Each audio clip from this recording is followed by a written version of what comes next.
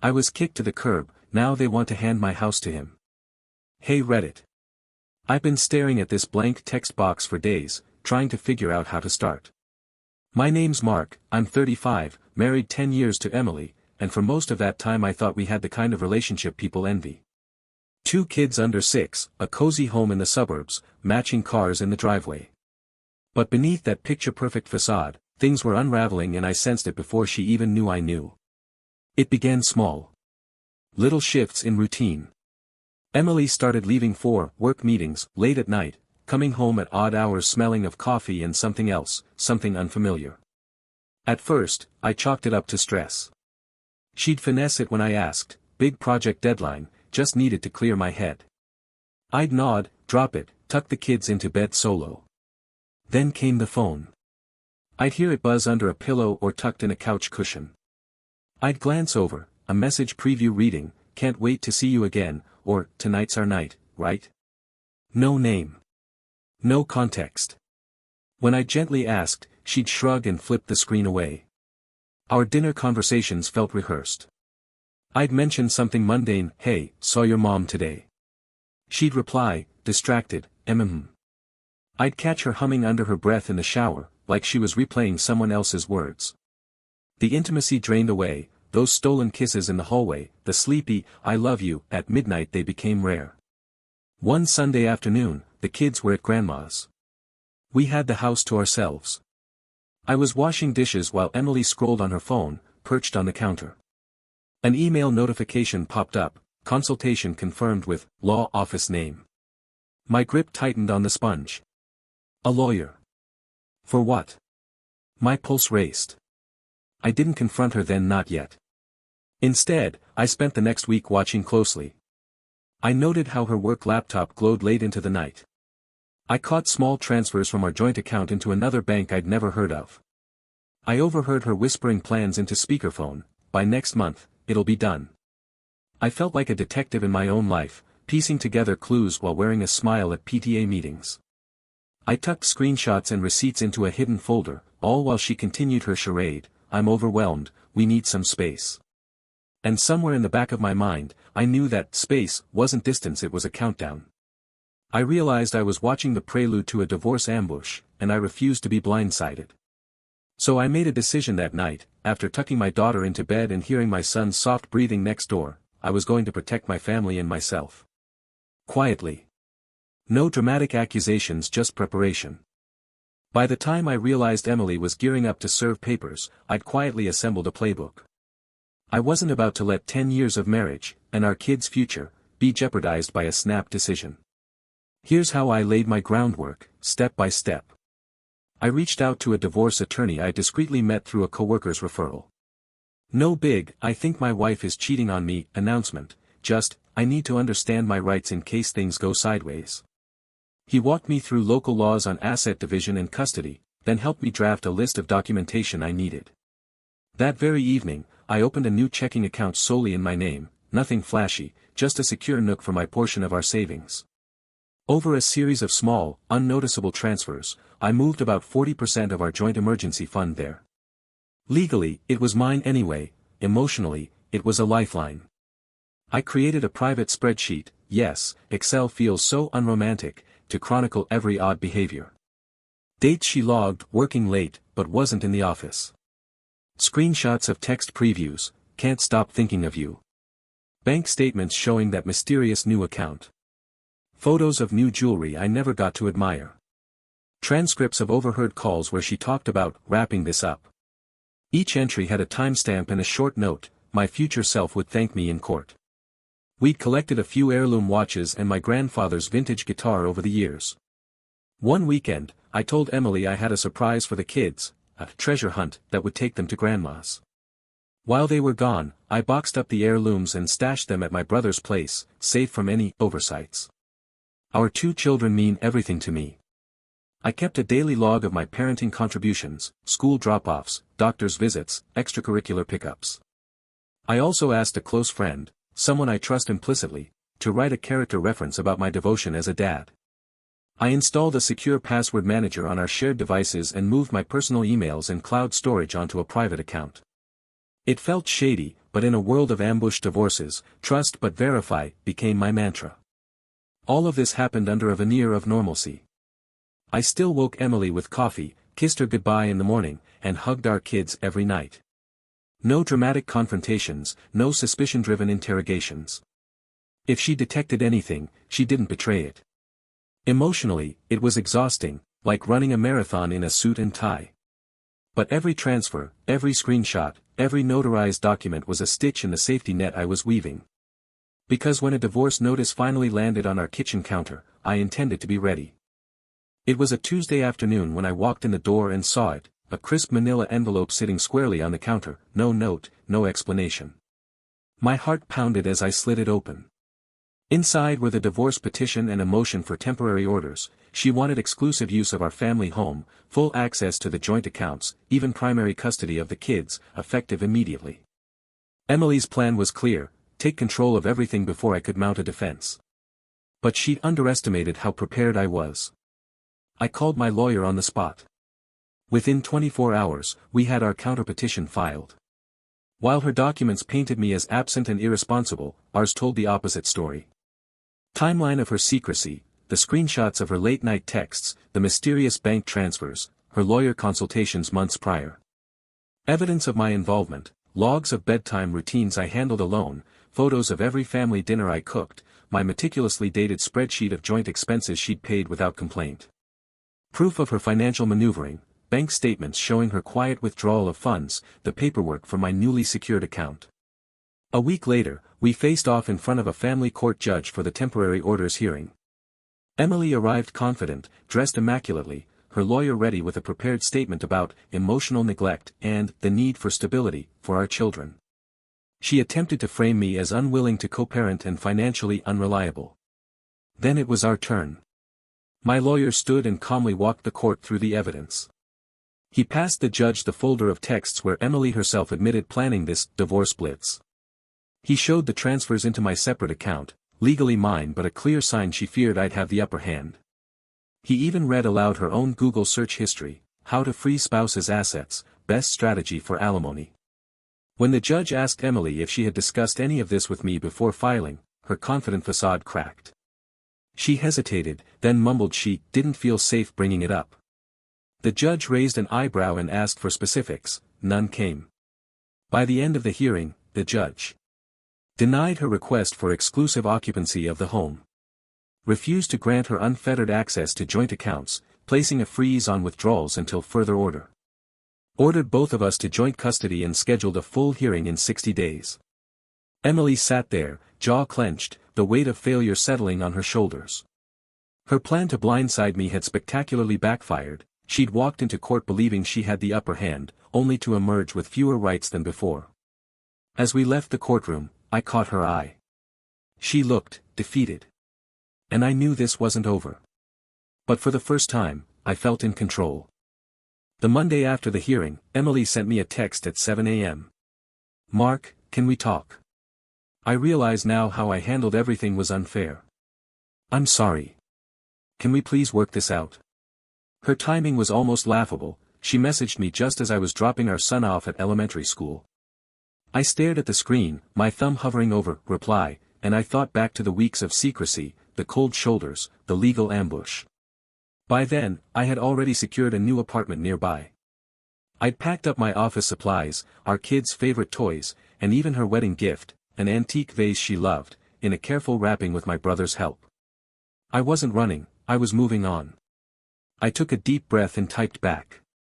"Emily, I appreciate you reaching out. I've spent the past few weeks reflecting on everything, and I don't think reconciliation is possible right now. I've arranged a stable home for the kids and me. We'll continue co-parenting as ordered. I wish you well." I hit send before I could second-guess myself. Within minutes, my phone rang. It was Emily. I let it go to voicemail. In a shaky voice, she left a tearful message about family, and mistakes, and wanting our old life back. I pressed delete. That afternoon, at our first joint custody handoff, I saw the pain in her eyes as the kids ran to me. She stood on the porch, watching us drive away, shoulders slumped.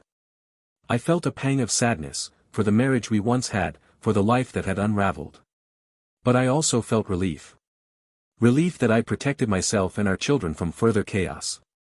Over the following months, Emily reached out sporadically, texts about school events, requests to adjust schedules, even an email suggesting family therapy.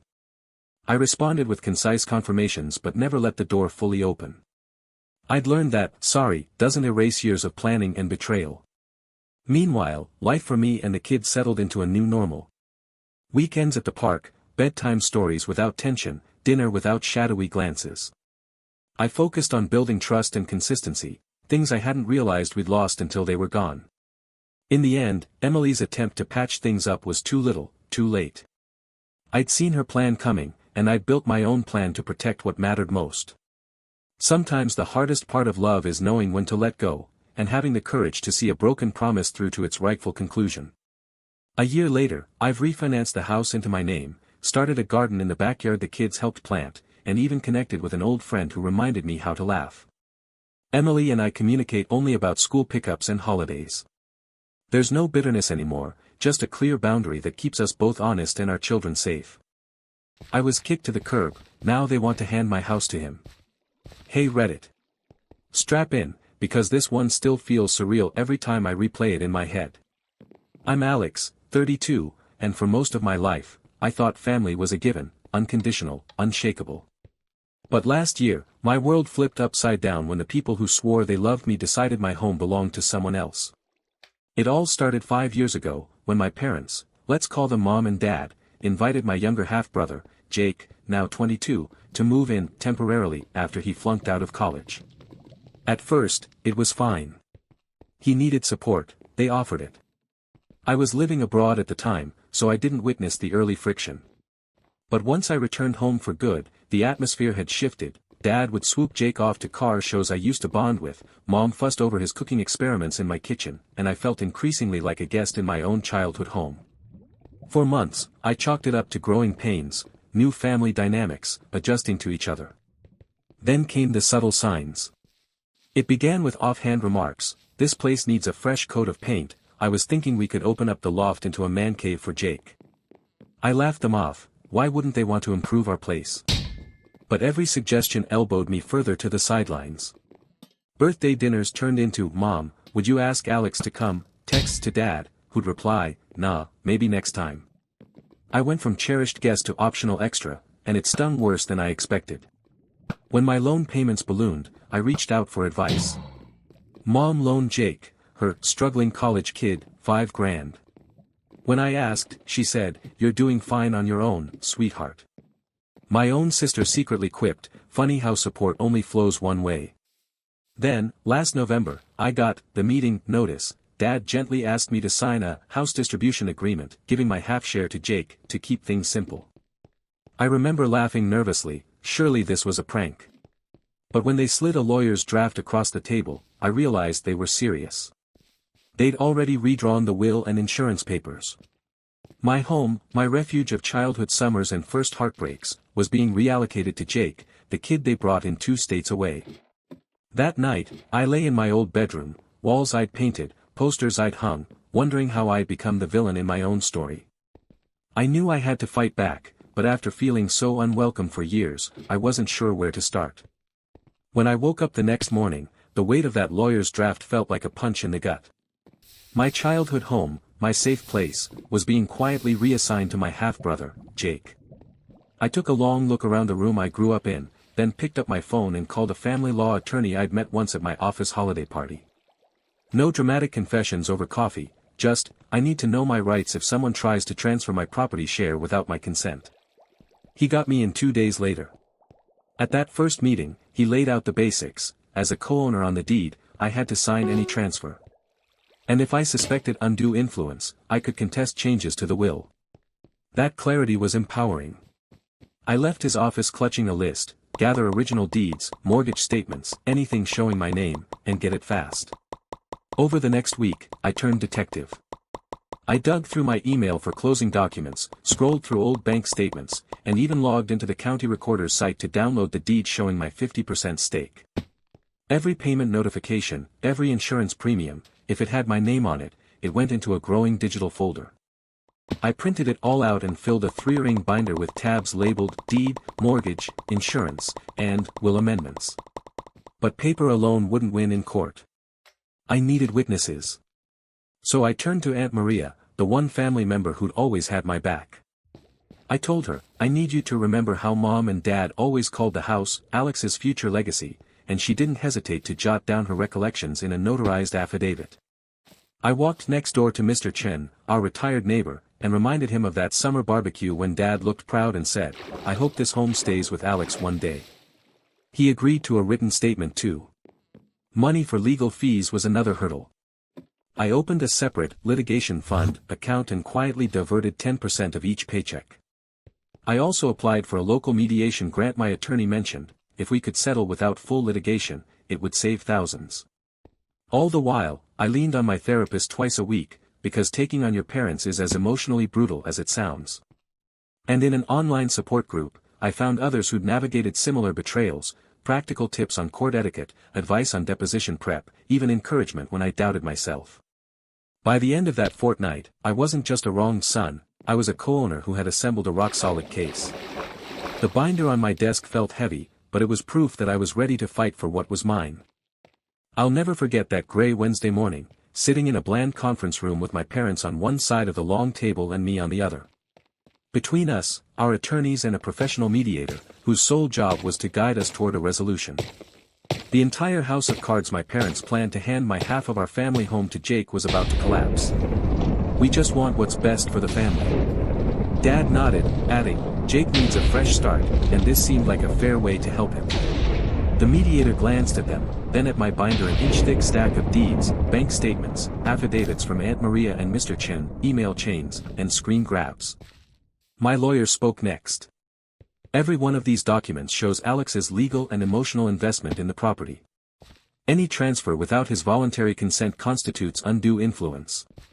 My mom shifted in her seat. I could feel my heart thumping as the mediator asked her directly, did you ever discuss these changes with Alex before drafting the agreement? No, not really. That admission was the first crack. The mediator called for a short break, then he quietly asked Jake to stay behind. I watched, baffled, as my half-brother remained while the rest of us stepped into the hallway. Jake looked uneasy. He fidgeted with the sleeve of his sweatshirt, hardly the model of entitlement I'd been led to expect. When the mediator left, Jake leaned forward.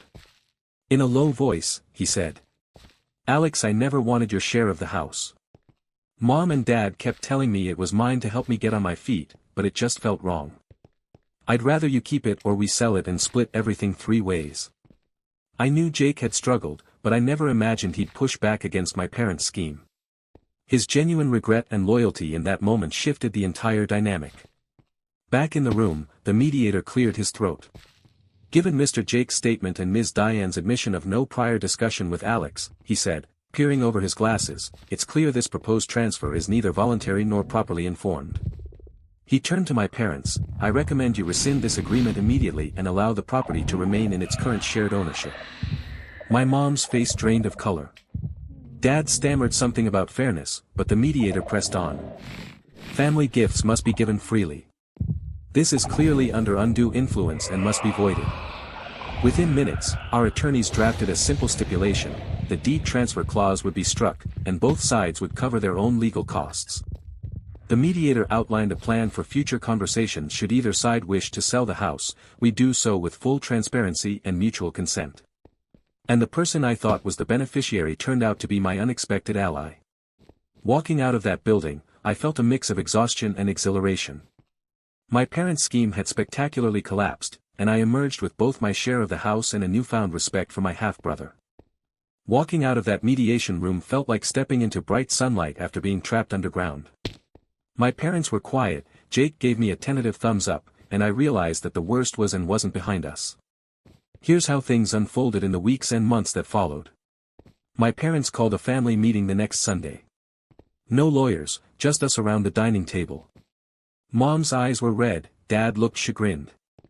They finally admitted they'd been overwhelmed by guilt over Jake's setbacks and let their panic drive them to push me aside. Mom's apology, she said she'd let her good intentions become selfish impulses.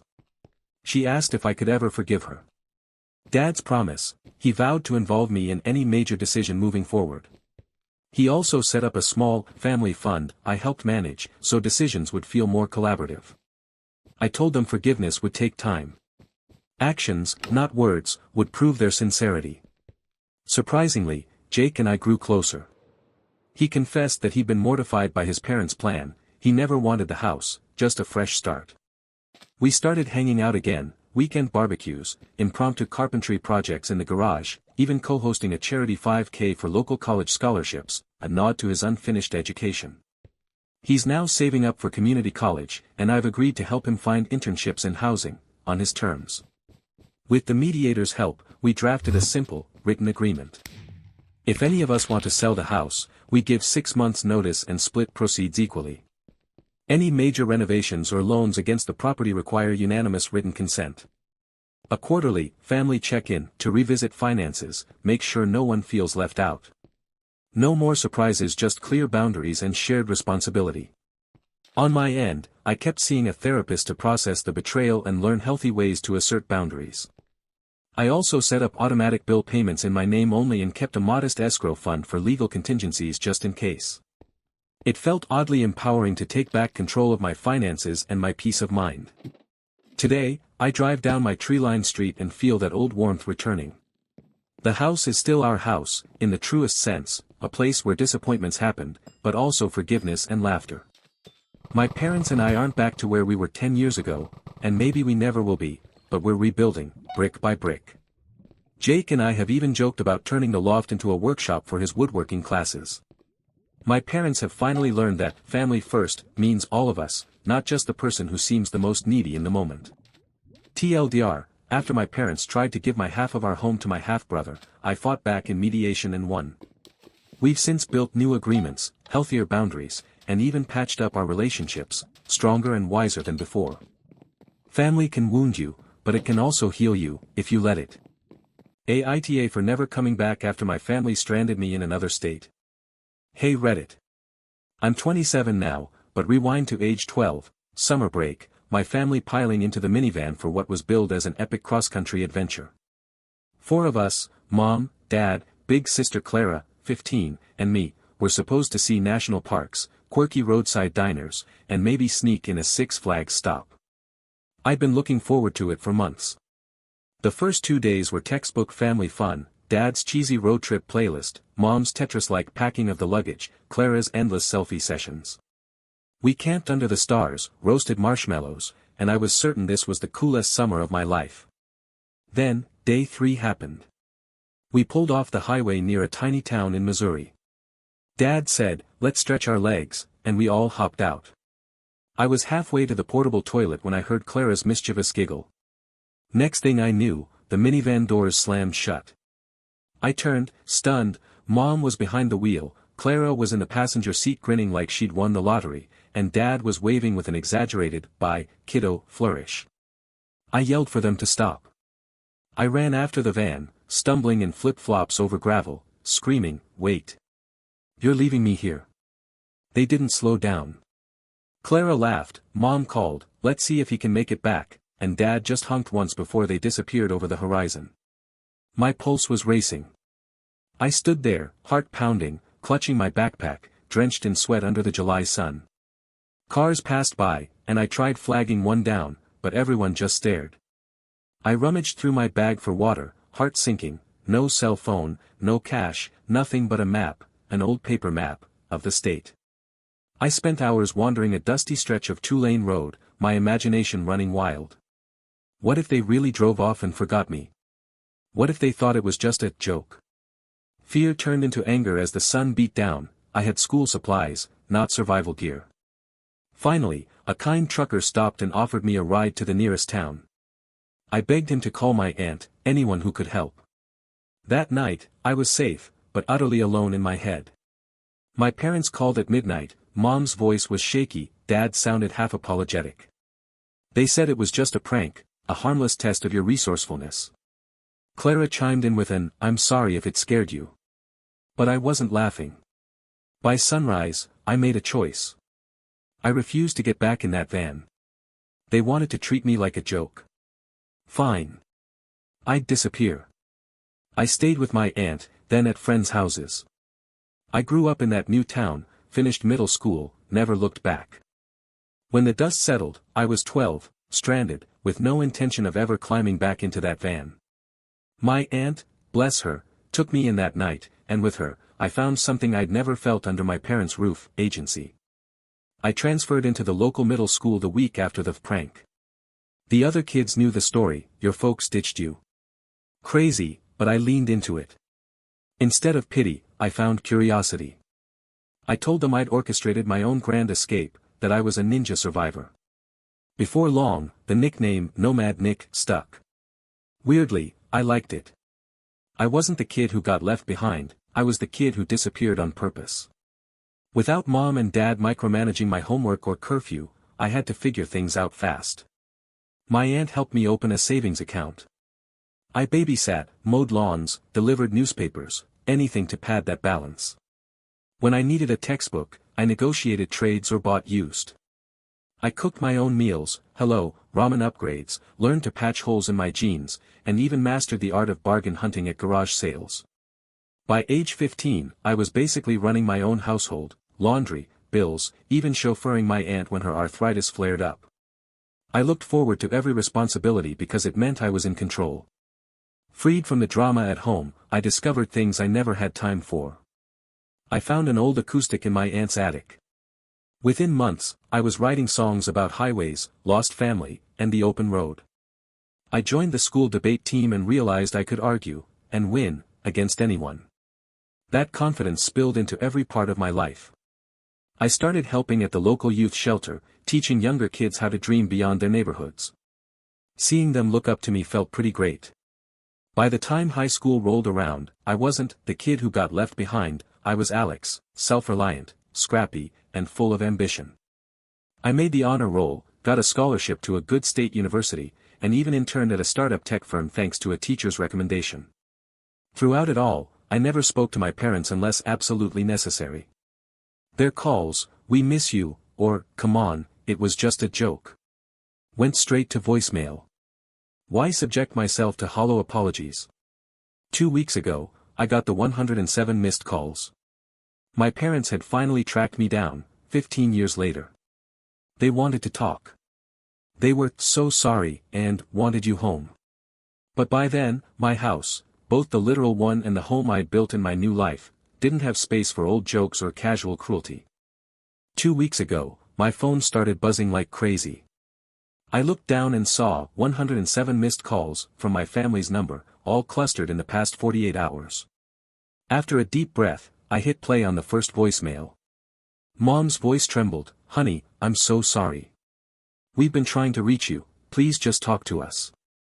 The second was Dad. "Come home, son. We messed up. Clara left a curt text, you blew up our lives. Now you owe us." I sank onto the couch, the old memories crashing back, standing on that gravel road, the roar of the van fading, the heat pressing down. My heart pounded, but it wasn't excitement or relief, it was a knot of anger and confusion.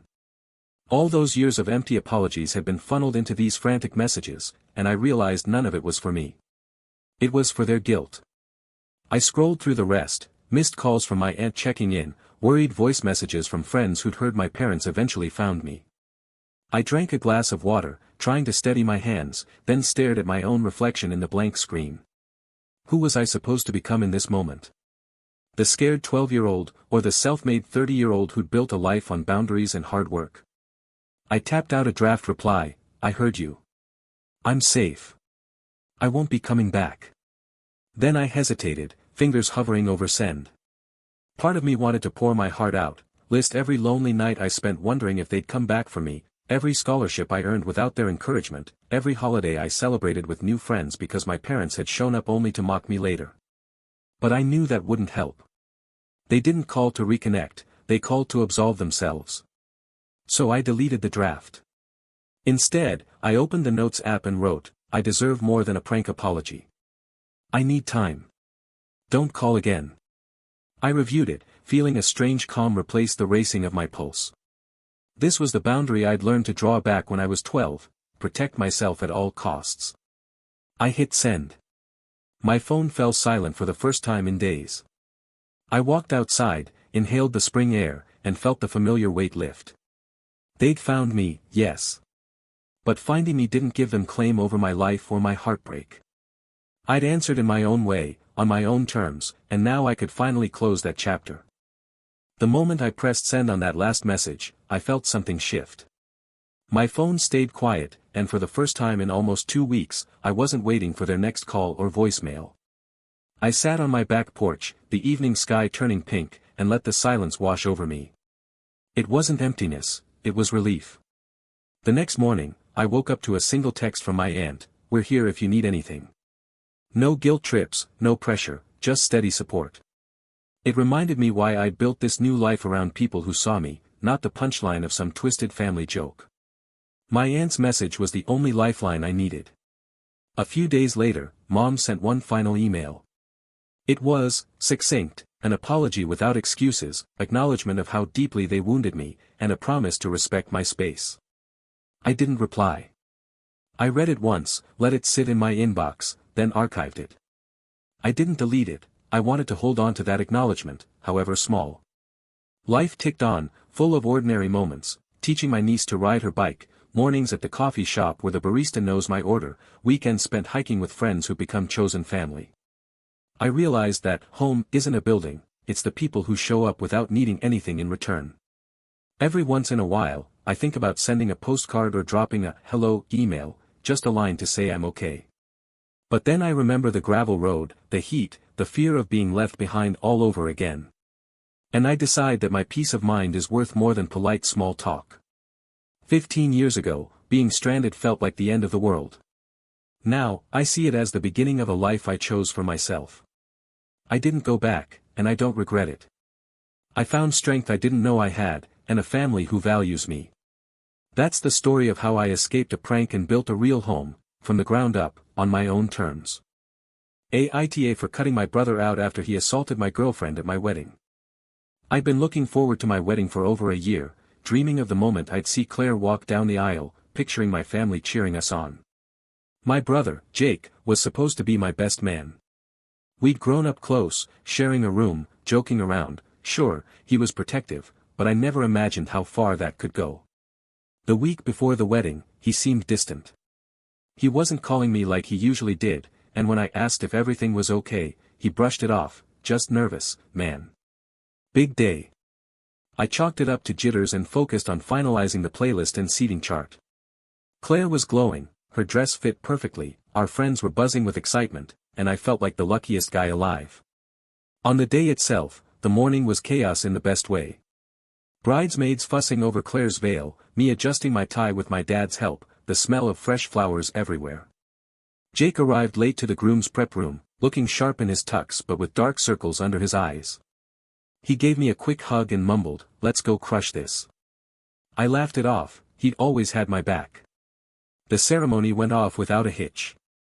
Claire walked down the aisle in that soft, ivory lace gown, and I swear time slowed for those few steps she took toward me. Our vows were personal, raw, sometimes funny, and the congregation wiped tears. Right after we were pronounced husband and wife, the relief and joy hit me like a wave. I kissed her, we hugged our parents, and then it was off to the reception. That's when things got ugly. We just sat at the head table, raising our glasses for toasts, when Jake appeared beside Claire's chair. At first, I thought he was joking, he was too close, leaning in like he wanted to whisper congratulations. But then he grabbed her arm. She yelped and tried to pull away, her eyes went wide. I stood up, heart in my throat, as guests turned. Jake's face was a mix of rage and panic, he didn't say a word, just shook her like she was bothering him. In that instant, all the happiness drained out of me. I leapt across the table, ripping Jake's hand off her. Glasses shattered, laughter turned to gasps, and seconds felt like minutes. Jake stumbled back, eyes wild, and the room froze. Claire was trembling, tears streaking her makeup, and I realized my own brother had just assaulted my new wife at our wedding. I froze for a heartbeat, heart pounding so loud I thought everyone must hear it. Then instinct kicked in, I reached for Claire, gently guiding her away as she sobbed, her hand pressed against her arm where Jake had grabbed her. The crunch of broken glass under my shoes felt like a grenade going off in slow motion. Guests were staring, some rushing forward, others pulling out phones. My dad barreled toward Jake, disbelief etched on his face. Jake, pale and shaking, didn't even try to explain, he just slumped against the wall. I helped Claire to a nearby chair. She was trembling so badly I thought she'd fall. I insisted someone bring her water. My childhood friend Mark knelt beside her and held her hand. I turned to Dad, voice tight, "Get him out of here." Dad and two groomsmen guided Jake, still dazed, out of the ballroom. No one said a word, the only sound was Claire's quiet sobs and the distant echo of the DJ's abandoned microphone. I looked around the tables, plates half empty, champagne glasses forgotten. My mom was face buried in her hands, tears slipping through her fingers. Bridesmaids hovered behind Claire, offering tissues. I realized I was shaking too. I slumped into the chair next to her, wrapped an arm around her shoulders, and muttered, "I'm so sorry, baby." She leaned into me, voice barely a whisper, "I don't understand what happened." Security sealed off the exit, and the wedding essentially paused in that moment. My officiant friend approached me gently, "Do you want to continue?" "Continue?" How could I pretend this hadn't happened? How could I celebrate when someone I loved had been hurt by my own brother? I flagged down our coordinator and said, "Tell everyone the reception is over." She nodded, crestfallen. Guests began filtering out, murmuring condolences. Some hugged Claire and me, others shot me looks of pity. I stood, held Claire close, and walked toward the back exit. My tux jacket felt suffocating, like armor I'd never wanted. Outside, Jake was sitting on the curb, head in his hands, as Dad stood over him, arms crossed. I walked straight to him, anger and sorrow warring inside me. "Why?" I demanded. He looked up, tears in his eyes. He stammered something about protectiveness gone wrong, about seeing someone else flirting with Claire. I told him to stay there until he cooled off, then got into the car with Claire. We didn't drive home, instead, we went to a 24-hour diner, the kind with neon lights and pie on display. We sat in a booth, holding hands, not speaking much. I ordered us coffee and pie. She rested her head on my shoulder, and I realized that night marked the end of more than a wedding, it was the end of the relationship I thought I had with my brother. And I needed to decide, then and there, whether I could ever let him back into my life. I spent the next morning in a daze, replaying every frantic moment, Claire's cry, Jake's wild eyes, the clatter of broken glass. I barely slept, but when I woke, my phone was flooded with messages, friends offering support, our florist canceling the next day's bookings, even the caterer asking if I still wanted the food. I texted back, "Not sure yet. I need time." Claire and I spent that day at her sister's apartment, sitting on the floor with takeout boxes, the only reprieve from her constant trembling in bed. I held her hand while she explained how she'd frozen, how she couldn't understand why her fiancé's brother, her supposed family, would hurt her. I apologized over and over, but she shook her head, tears in her voice, "This isn't your fault." Still, I felt responsible for bringing her into this. Meanwhile, my parents called separately. Dad's voice cracked as he tried to apologize, I don't know what came over him. Mom wept through her words, begging me to forgive Jake. Each call ended the same, as soon as I said, "I need space," they would collapse into apologies again. Their guilt was palpable, but my grief wasn't for them, it was for the brother I thought I knew. 2 days later, I received a text from Jake. It was short and desperate, "Can we talk? I'm so sorry." I stared at it, thumb hovering over reply for far too long. Part of me ached to understand what twisted his protectiveness into violence. Another part burned with betrayal. I told him, "Not now," and blocked his number before I could second-guess myself. Over the next week, Claire and I met with a therapist recommended by her sister. I learned how trauma can fracture trust and that my own shock was normal. Writing it all down in a journal each night helped me untangle anger from sorrow. Claire and I also met with a lawyer friend who had handled personal injury cases. She explained our legal options if we chose to press charges, something I hadn't even contemplated amid the chaos. At work, I kept my head down. Colleagues gave me pained looks, some stopped by my desk with coffee. I appreciated their concern, but I couldn't focus on anything beyond the question, could I ever let Jake back in? I didn't have an answer. Even my favorite running trail felt hollow, each step reminded me of the adrenaline in that ballroom. By the end of the week, Claire and I sat on our apartment balcony, the city lights twinkling below. We held hands and made a pact: our marriage would come first. Whether Jake remained family or became the brother who wasn't welcome, we would protect our own. I stared at the skyline, bracing myself for the conversation I knew I'd have to have with my parents next, and the choice I'd have to make about Jake's place in our lives. The Sunday after that balcony conversation, I knew I had to face my parents. I drove out to their house, Claire beside me for support but mostly silent. When I walked in, the weight of unspoken words pressed against every wall. Mom rushed up, eyes red, saying, "We're so relieved you're here," but I cut in before she could hug me. "I need to know what you both think should happen next," I said, voice steady. Dad swallowed hard and admitted, "I've thought about pressing charges, but I don't want to ruin Jake's life." Mom added, "We love him, and we're terrified of losing him." I looked at them both, stung. "You already lost me," I said quietly. I explained that Claire and I had met with the lawyer, that pressing charges was an option, but it was ultimately my decision. I needed them to understand the gravity of what Jake did. I told them, he assaulted her, and me. There has to be accountability, or this never ends. Dad's shoulders slumped, Mom bit her lip. After a long pause, I set down my terms. "I'm willing to forgive with conditions. He needs professional help, a therapist who specializes in anger and trauma, and he must apologize to Claire face to face, in the presence of a counselor. You two need family therapy, too. And if any of this doesn't happen, I can't have him in my life." They nodded, tears brimming. Dad whispered, "We'll do it." Mom reached out, and for a moment I almost took her hand, but I remembered my own boundaries. Instead, I said, "I need this in writing. No more last-minute promises." Over the next month, Jake checked himself into an intensive outpatient program for anger management. He wrote a letter to Claire expressing remorse, which she read through tears before agreeing to meet him, with me and a counselor present. Watching him apologize was surreal, the brother I grew up with, apologizing to the woman I love in a neutral office, admitting he was wrong. I didn't know if things would ever go back to normal. But I did know that Claire and I had each other, and a sense of agency I never felt during that reception. I learned that forgiveness isn't instant, it's earned. And family isn't defined by blood alone, but by respect and safety. Now, whenever I think back to that day, I no longer feel trapped by betrayal. Instead, I see the moment I chose my own values over legacy, my wife's well-being over old loyalties. And that choice, more than any wedding vow, showed me who I really am.